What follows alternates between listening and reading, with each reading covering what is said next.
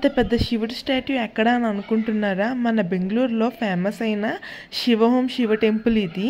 ఈ టెంపుల్ అనేది 1995లోని construction start చేశారు. 2003కి కంప్లీట్ అయ్యింది.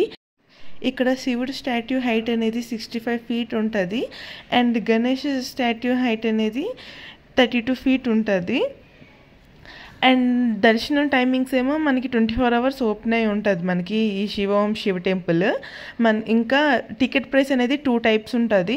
వన్ నార్మల్ ఒకటి, విఐపి ఒకటి. నార్మల్ అనేది 150 ఆ రేంజ్లో ఉంటుంది. అండ్ విఐపి ఏమో 500 ఉంటుంది. విఐపి అంటే 500 దేనికి అంటే మనకి ఏదైనా యజ్ఞాలు గట్రా చేయించుకోవాలన్నా, నవగ్రహ పూజలు చేయించుకోవాలన్నా అలా 500 ఇచ్చి మనం చేయించుకోవచ్చు. నార్మల్గా అయితే 150 అనేది సరిపోతుంది.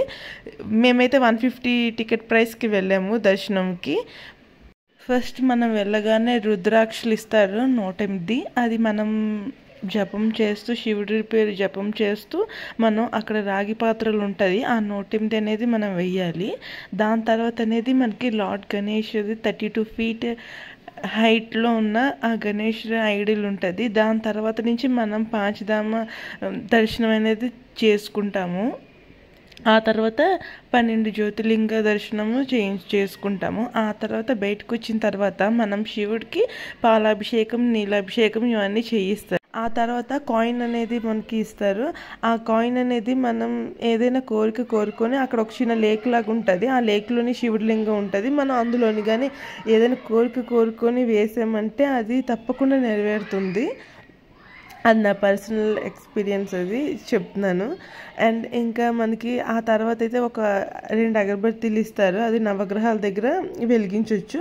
అండ్ ఇంకా మనం ఏదైనా నవగ్రహాల పూజలు చేయించుకోవాలని అనుకుంటే 500 టికెట్ చెప్పాను కదా విఐపిది, అది తీసుకుంటే ఈ అన్నీ మనకి నవగ్రహ పూజలు ఏదైనా యజ్ఞం చేయించుకోవాలన్నా అవన్నీ కలిపిమన్నమాట. ఆ తర్వాత ఈ పాంచధామ దర్శనం అండ్ 12 జ్యోతిర్లింగ దర్శనం అయితే చాలా బాగుంటుంది. అంటే ఓల్డ్ ఏజ్ పీపుల్ చూడండి, ఇప్పుడు ఎక్కడికైనా ట్రావెల్ ఇలాగా అన్ని దర్శనం చేసుకోవాలి, జ్యోతిర్లింగాలు దర్శనం చేసుకోవాలి అని చాలామంది ట్రావెల్ చేయలేరు ఆ ఏజ్లోని. ఇక్కడైతే మనకు ఒక ఆర్టిఫిషియల్గా చాలా బాగా క్రియేట్ చేశారు, అన్ని దర్శనం చేసుకునేటట్టు ఉంటుంది. మనకు ఒక హ్యాపీనెస్ అనేది ఉంటుంది, నిజంగా రియల్గా దర్శనం చేసుకున్నాం అనే ఫీలింగ్ అనేది వస్తుంది మనకి. అంతలా క్రియేట్ చేశారు. బెంగళూరు వస్తే మాత్రం మిస్ అవ్వకుండా కంపల్సరీగా చూడాల్సిన ప్లేస్ ఇది.